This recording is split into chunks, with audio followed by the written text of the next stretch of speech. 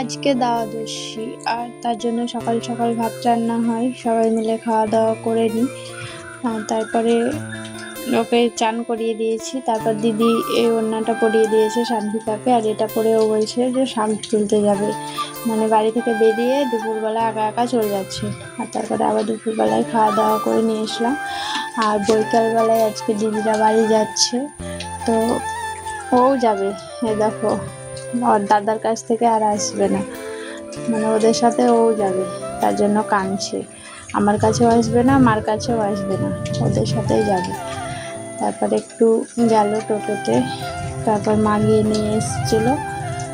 আর বাড়ি এসে আবার মাঠের দিকে একটু ঘুরতে গেছিলাম। তো এই দেখো, এখানে ছাগল ধরে বসে আছে। কিভাবে ধরেছে ছাগলটাকে, কোনো ভয় ডর নেই, মারবে কি করবে, মানে ছাগল গরু কোনো কিছু দেখে ওর একটু কোনো ভয় নেই ছোট থেকেই। তো আজকের জন্য এইটুকু, দেখা হচ্ছে পরের ভিডিওতে, বাই।